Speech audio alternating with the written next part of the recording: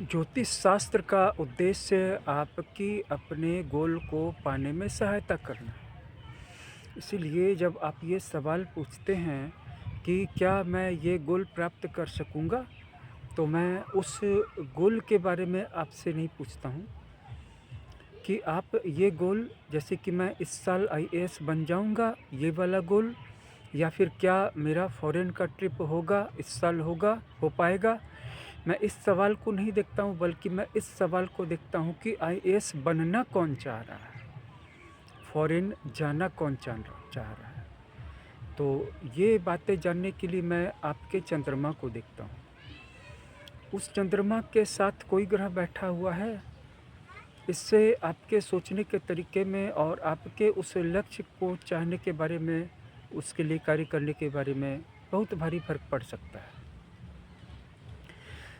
उदाहरण के लिए, अगर आपका चंद्रमा मंगल के साथ बैठा हुआ है और चंद्रमा खुद भी एक लग्न है, तो आप चीज़ों को आविष्कात्मक रीति से प्राप्त करने की कोशिश करेंगे, और जितनी ज़्यादा वो दूर जाएगी उतना ज़्यादा उसके लिए हताशा में भर करके प्रयास करेंगे। लेकिन जब कोई व्यक्ति फ्रस्ट्रेटेड हो जाता है तो उसकी सूक्ष्मता चली जाती है और वो गलत तरीके से लाइफ की पिच पे बल्लेबाजी करने लगता है, जिसके कारण कि वो एक अच्छी सी बॉल को भी नहीं मार पाता है, आसान सी बॉल को भी नहीं मार पाता है।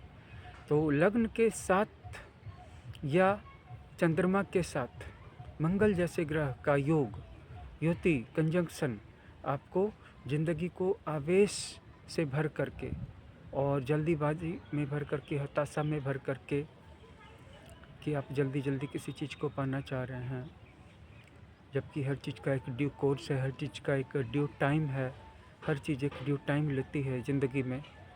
वो समय देने के लिए आप तैयार नहीं हैं, आप जल्दी पाना चाह रहे हैं उसके जनरल यूनिवर्सल टाइम शेड्यूल से भी बिफोर।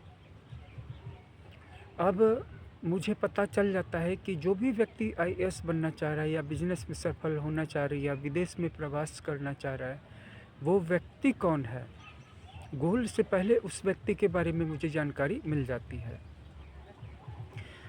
फिर चंद्रमा के साथ केतु, अगर किसी की कुंडली में चंद्रमा के साथ केतु बैठा है तो ऐसे व्यक्ति ज़िंदगी के बारे में बहुत ही मिसकैलकुलेशन रखते हैं। चंद्रमा के साथ राहु हो तो बहुत ही मिसमैनेज्ड होता है, उनका जो सिस्टम होता है, लाइफ होती है, मैनेज नहीं करते हैं।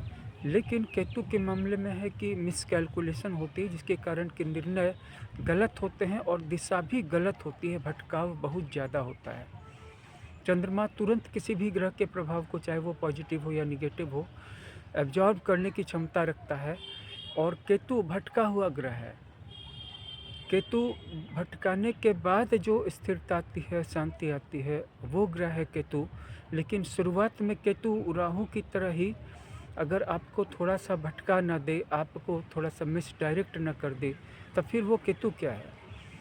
तो अब मुझे पता चल जाता है कि जो व्यक्ति आईएएस की तैयारी करने की बात कर रहा है, अगर उसके चंद्रमा के साथ केतु है, तो जाहिर सी बात है अपनी क्षमताओं के बारे में उसकी कैलकुलेशन बिल्कुल गलत होगी, जीवन की डायरेक्शन भी बिल्कुल सही नहीं होगी। और अगर वो व्यक्ति ऐसी बात कर रहा है तो मुझे सावधानी से हर चीज़ को चेक करना होगा और उस व्यक्ति के जीवन में झांकने की कोशिश करनी होगी। क्योंकि बहुत सारे लोगों को धोखा देने के लिए, पेरेंट्स को धोखा देने के लिए, अपने आसपास के लोगों को धोखा देने के लिए, क्षणिक संतुष्टि पाने के लिए, तात्कालिक वाहवाही पाने के लिए कि देखो ये आईएएस की तैयारी कर रहा है, लोगों को बता देते हैं कि मैं अभी आईएएस की तैयारी कर रहा हूँ।